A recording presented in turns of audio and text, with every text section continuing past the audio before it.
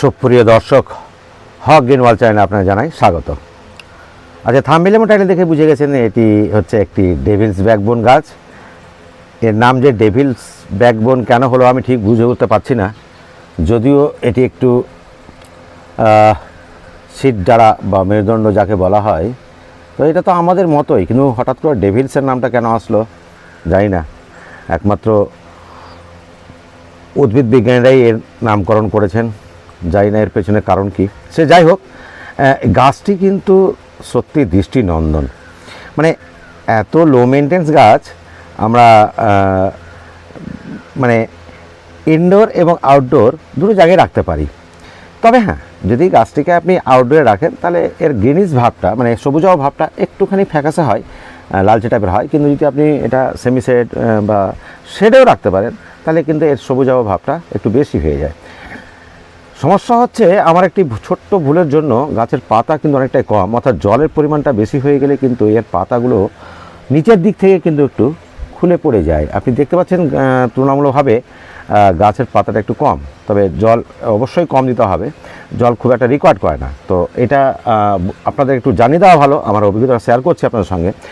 যে সমস্ত গাছ আপনি দেখবেন যে ওর ডাঁটা ভাঙলে বা কাটলে আর কি দুধের মতো সাদা ল্যাটেক্স বেরোয়, যেমন আমি আপনাদের দেখাচ্ছি, যেমন এই অংশটা যদি আমি কেটে দিই তাহলে দেখবেন এখানে একটা ল্যাটেক্স বা দুধের মতো একটা জিনিস কিন্তু বেরোচ্ছে। এই কাটা অংশটাই দেখুন, এই যে।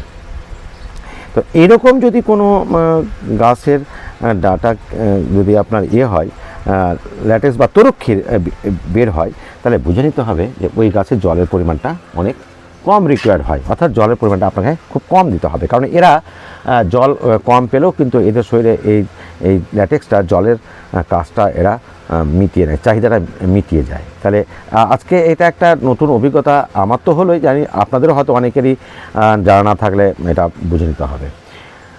তো এটা গেল গাছের চরিত্র বা প্রকৃতির ব্যাপারটা। এই গাছটা কিভাবে আমরা বাড়িতে এত সুন্দর একটা গাছকে কিভাবে আমরা জায়গা দেব বা এর পরিচর্যা করব, সেটা নিয়ে একটু আলোচনা করা যাক। গাছটা খুবই লো মেনটেন্স, আগেই বলেছি। তো আমি একদিক থেকে বলতে থাকি, যেমন টবটা নেবেন, যদি ইনডোরে রাখেন অবশ্যই একটা সুন্দর টব নেবেন যেটা আপনার দেখতে খুব ভালো লাগে, আর ম্যাক্সিমাম 6 থেকে 8 ইঞ্চি, বেশি বড় নেবেন না। কারণ ওই যে বললাম খুব একটি জল লাগে না, তাহলে বড় টব নিয়ে কোনো প্রয়োজন নেই। এই গেল টবের ব্যাপারটা। মাটির ব্যাপারটা বলি, এটা কিন্তু অ্যাকচুয়ালি যদি মাটি এঁটেল হয় তাহলে তার সঙ্গে বালি মেশাবেন, আর যদি দোআঁশ মাটি হয় তাহলে বালি মেশানোর দরকার নেই। তাহলে আপনি গার্ডেন সয়েল নিয়ে নেবেন একেবারে 50%, 30% বালি নেবেন। যদি দোআঁশ মাটি একটু বেশি হয় বালির ভাগটা, তাহলে আপনি 10% মাত্র বালি নেবেন। বালিটা মোটা নেবেন, কারণ ওয়েল ড্রেনেজ করতে হবে, কারণ জমা জল একদম পছন্দ করে না গাছটা। আর তার সঙ্গে কম্পোস্ট, বাস, আর কিছু দিতে হবে না আপনাকে। এইভাবে গাছটা চারাটা বসিয়ে দেবেন, এটা নার্সারি থেকে নিয়ে আসবেন, খুবই কম দাম। যাই হোক, এভাবে বসে দেওয়ার পরে আপনি জল দেবেন একেবারে অবস্থা বুঝে, মানে মাটি শুকিয়ে যাওয়ার পর তারপরেই জল দেবেন, জল থাকা অবস্থায় জল দেবেন না। এই গেল তার টবের ব্যাপারটা, মাটির ব্যাপারটা, জল দেওয়ার ব্যাপারটা। রাখবেন কোথায় সেটা বলেছি, ইনডোর আউটডোর দুই জায়গাতেই রাখা যায়, কোনো প্রবলেম নেই। এবার একটু রোগ পোকার কথা যদি বলি, আমি রোগ পোকা বলতে আমি এখন পর্যন্ত দেখিনি, তবে অন্যান্য বাগানিরা বলে যে এটা মিলিবাগ হতে পারে। মিলিবাগ যদি হয় একান্ত, তাহলে একতারে স্প্রে করতেই পারেন আপনি, অন্যান্য গাছে যখন করছেন এটাতেও করবেন। তবে আমি কী করি সচরাচর, যখন অন্যান্য গাছে আমি নিম অয়েলটা স্প্রে করি, এটাতেও কিন্তু আমি 2 মাস 3 মাস পর যখন সুযোগ পাই তখনই আমি কিন্তু নিম অয়েলটা ফ্রেশ দিই, তাহলে গাছের পাতাটাও খুব সুন্দর থাকে। আর এখানে এত মানে শাখা বেরিয়েছে, সত্যি নয়ন জোড়ানো একেবারে হয়ে আছে। প্রথম দিকে অনেক সময় দেখি পাতাটা আবার বাই কালারও হচ্ছে, সাদার সঙ্গে একটা সবুজ কম্বিনেশান। এখানে তো পুরো সাদাই হয়ে আছে, বেশ ভালোই লাগছে দেখতে, খুব সুন্দর গাছটা। তো রোগ পোকার কথাটাও বললাম, রোগ পোকা খুব একটা হয় না। আর এর প্রপাগেশন কথাটা একটু বললে ভালো হয়।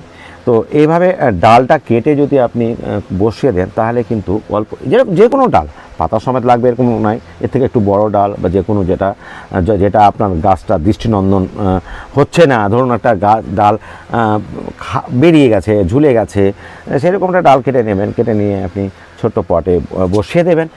আমিও ঠিক বসিয়েছি, আপনাদের দেখাচ্ছি। যেমন এই ডালটা এখানে আমি বেশ সুন্দর করে বসেছি এবং একটা ছায়াতে রেখে দিয়েছিলাম।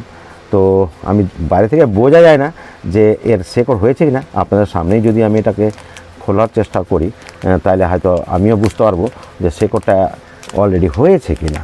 তো একটু প্রেসার দিলেই তো এটা বেরিয়ে যাবে। হ্যাঁ, বেশ সুন্দর শেকড় বেরিয়েছে, দেখতেই পাচ্ছেন। তাইলে এটা বোঝাই যাচ্ছে যে এটা ডালের কাটিং থেকেই কিন্তু খুব সহজেই চারাটা করা যায়। এর কিন্তু বেশ কয়েকটা জাত আছে, এটা আপনাদের বলা হয়নি।